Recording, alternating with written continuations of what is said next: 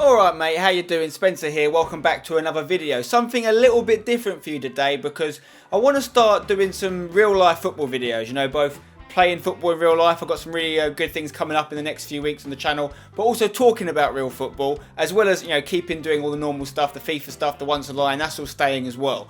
And I want to start things off today by talking to you about my predictions for the future of football. What I think is going to happen to the beautiful game in the next few years, next few decades maybe, and how that might impact things. And obviously I want to hear from you guys as well and what you think about my predictions and what you think will happen as well. So to start things off, and these predictions haven't got a particular timestamp on them. I don't know when they're going to happen. It could be in the next year, could be 10 years, could be 50 years, who knows. But they're all things I think will happen at some point. And the first prediction is that we will have a female manager in the Barclays Premier League. The top flight of English football will have a female manager. Why do I think this? Well, apart from the fact that it should happen for equality reasons and there are, you know, expert women football managers out there, the precedent has started to be set. Shelley Kerr was recently appointed the manager of Stirling University, which is a lower league Scottish team. She was the first woman to take charge of a Scottish club. And of course, recently, French football saw its first female manager in professional football in Ligue 2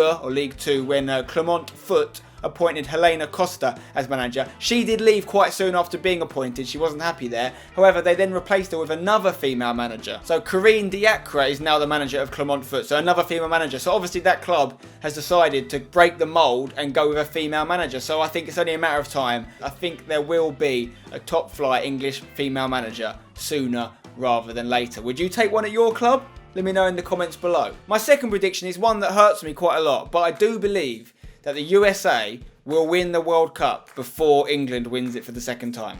I honestly think the USA are growing. I mean, we saw how well they played this World Cup, and when you think about the money that's going in to the country, to the top flight league of the MLS, you know, Beckham's Miami team will be starting soon. Man City have created their second club there with New York City FC. We've also seen DeAndre Yedlin, who's now signed for Tottenham. He's not playing with them yet. He's still at Seattle Sounders, but he'll be joining them soon. He is one of the first academy prospects. He actually came through the MLS academy system, and he's now gone to a Premier League team. So they are creating good youth players. Their league has now been around for a long enough time that youngsters are starting to come through. And I think the money they've got over there, the passion they're starting to show for football, I think they could leave us behind. And, you know, USA, like all things, when they take it seriously, they tend to dominate it. A lot of the American sports aren't really worldwide sports, you know, like American football and baseball. They're played in some other countries, but not to the extent they are in the US. So if they actually were to get involved properly in the world's game, which is football, they could be dangerous because they tend to do things properly over there. My next prediction, now I don't know when this will happen,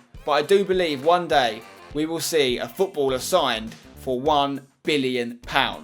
Now I know that's a lot, okay? The record transfer now is like, well, Gareth Bale technically said to be around the 80 million mark. But Ronaldo actually has a €1 billion release clause, which is about £790 million. Messi has like a €250 million release clause, which is like 205 mil. Now it's a long way to go, obviously, but I think in the next generation of footballers, the next kind of Ronaldo or Messi player we see, maybe 20, 30 years from now, maybe sooner, could be going for £1 billion. It's a ridiculous amount of money. But unless something changes within the world of football and the way things have worked, and unless salary caps and transfer caps come in, it will happen eventually. The next prediction is almost certainly going to happen, I think, and that is that Premier League games are going to start to be played abroad. Not all of them, maybe just one a year. But when you have a league like the Barclays Premier League, which is so commercially driven, so much money in it, then where the money is tends to be where it goes. And I think whether it's China, whether it's somewhere else in Asia, whether it's in the United States of America, there will be games in the Premier League played abroad sooner rather than later. And on that note, the other thing I think is almost certainly going to happen is the European Master League. From what I've heard, it's almost like already decided. The only question is when it will happen, not if it will happen. But there will be a Champions League style, but actual league set up, which runs consistently throughout the year, and the best teams in Europe will play in it. There's a whole load of questions this brings up, like how is it going to work? So for instance, let's say Chelsea and Man City went into it from England, Barca and Real Madrid from Spain, Dortmund and Munich from Germany, etc, etc. What does that mean for their domestic league games? Because they already play a hell of a lot of games, these clubs. How are they going to play a weekly European Master League game as well as a, you know, domestic league game? Does it mean they're going to have to start having squads of 50 players and they use one squad for domestic games, one squad for Europe? How would that make you feel as a supporter, bearing in mind you're only ever going to see half the team play? And what would that mean to other clubs in their domestic league? If Chelsea are suddenly signing, 50-men squads instead of 25-men squads, then does that mean they're going to take all the good players and the only players left for the other teams are going to be, the worse ones, the youth players, the unproven players? Like, there's a whole load of consequences that will happen when the European Master League is set up. But again, it's money driven. It's what the business of football seems to want to happen. And I think it is going to happen. And I think that's probably one of the sooner ones. I can see that happening within the next 5 years for sure. This next prediction has to happen. It's amazing to me that it still hasn't, to be honest. And that is the technology review system needs to be coming to football. They've got it in all the other sports. All the major sports use this in some way, shape or form. The good news is we've obviously brought in goal line technology. That was the first step in the right direction for football finally getting out the dark ages. A few years ago, for instance,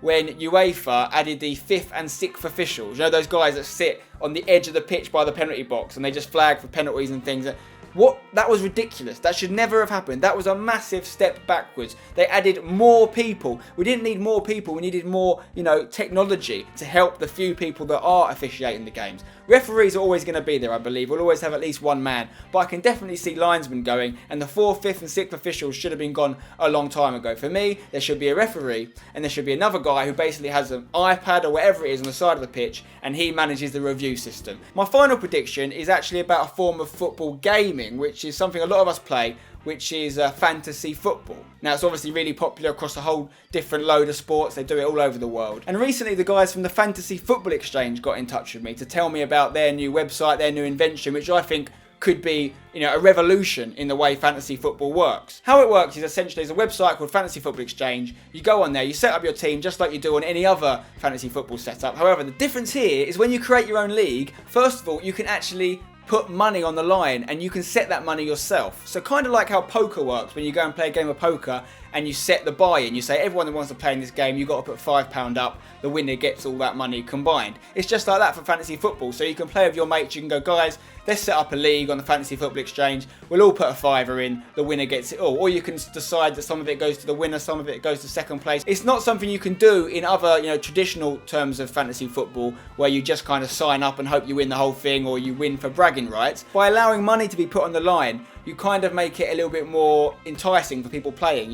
My big problem with fantasy football is I often forget to do my team. When I forget to do my team, I'm like, I've missed the beat now. I'm not going to go and do it again. I'm annoyed. I've dropped behind in points. But when there's money on the line, you're going to be a lot more motivated to keep doing it. The good thing about Fantasy Football Exchange as well is that you can play for free. So if you are under 18, you can't put money in, that's okay. You can still play on it just like any other fantasy football website. And it is really good. For instance, they've got a news feed which updates during the game so you can see how many points your players are earning as it happens. The best thing though about the website in my opinion is that you can actually set the length of the league. For instance, if you and your group of mates are the kind of people that tend to lose interest over the whole season, you only really pay attention for the first few months, you can just make the league last for 1 week or 1 month, or you can obviously make it last for the entire season. It's up to you. Go and check it out. I'll left a link in the description. I do think it's a pretty cool thing. I've set up a league in there. You can join it. It's free to join. There's no money on the line in my one, so anyone can get involved. And if you want to set up your own one with your mates, go ahead and do it. That's it for today's Future of Football predictions video. Let me know what you think about it. Do you like the idea of me talking about football a little bit more with you guys? And what sort of videos in this area would you like me to make in the future?